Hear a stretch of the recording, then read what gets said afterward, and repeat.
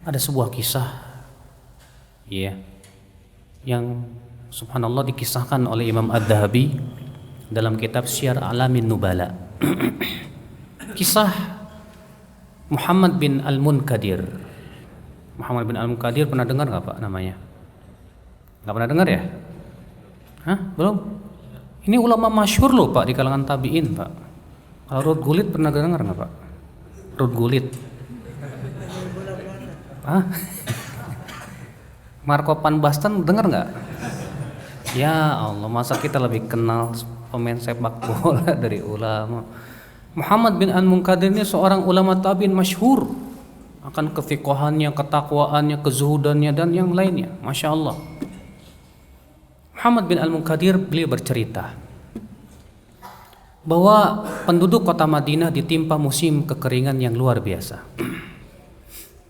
Maka kemudian para fuqaha dan penduduk kota Madinah pun keluar berkali-kali untuk sholat istisqa.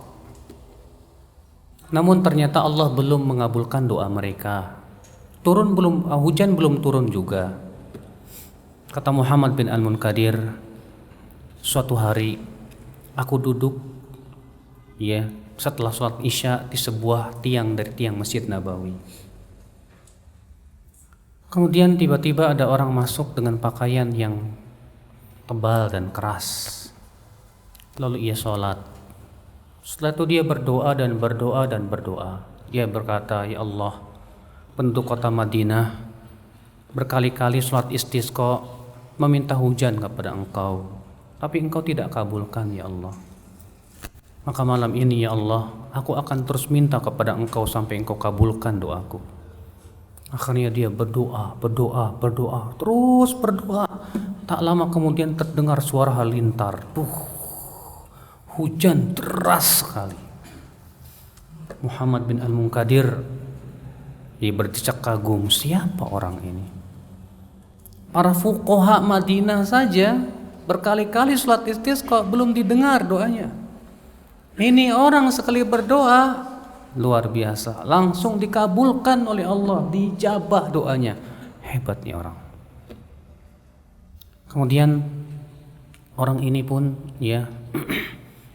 Muhammad bin Al-Munkadir pun berniat nanti kalau habis sholat subuh saya ingin ikuti orang ini.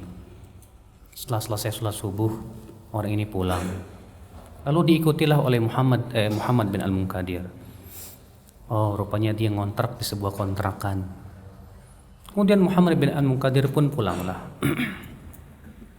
Kemudian setelah sholat isya Muhammad bin Al-Munkadir pun duduk lagi di tiang. Lalu orang ini masuk lagi. Kemudian dia berkata, ya Allah, siapa aku? Para fuqaha, orang-orang saleh berdoa, ternyata Engkau belum ijabah doanya. Ternyata Engkau mengijabah doaku sebagai terima kasihku kepadamu ya Allah. Semalam ini aku akan sholat terus menerus.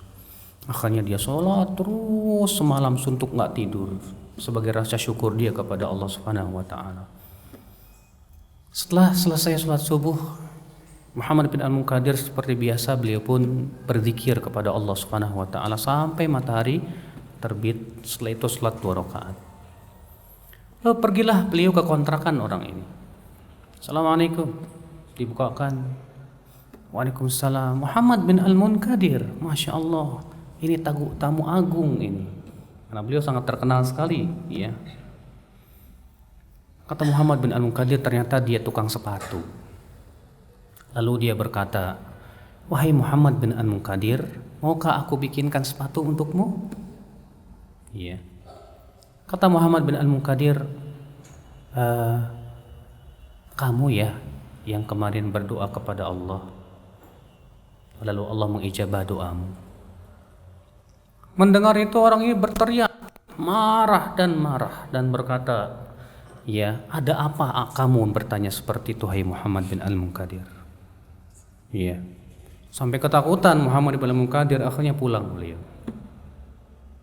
Kemudian setelah sholat isya seperti biasa Muhammad bin Al-Munkadir pun duduk ditunggu orang ini kok nggak datang.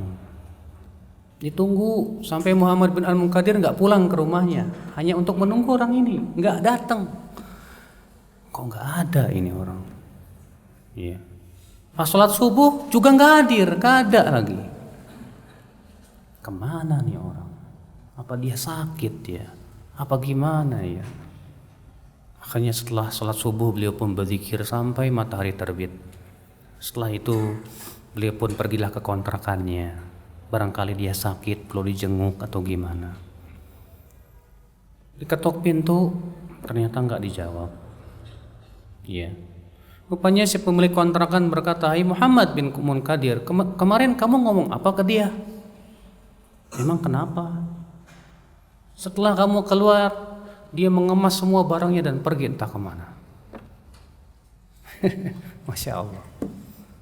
Luar biasa Pak, hanya karena takut ketahuan. Takut ketahuan oleh penduduk kota Madinah kalau dia berdoa kepada Allah Subhanahu wa taala, lalu Allah mengabulkan doanya. Ikhlasnya luar biasa Pak. Dia tidak ingin ketahuan amalannya. Dia tidak ingin ketahuan oleh siapapun juga. Itulah keikhlasan salafus saleh ya akhwal Islam, azakumullah wa iyyakum. Iya, yang perlu kita contoh ya akhwal Islam.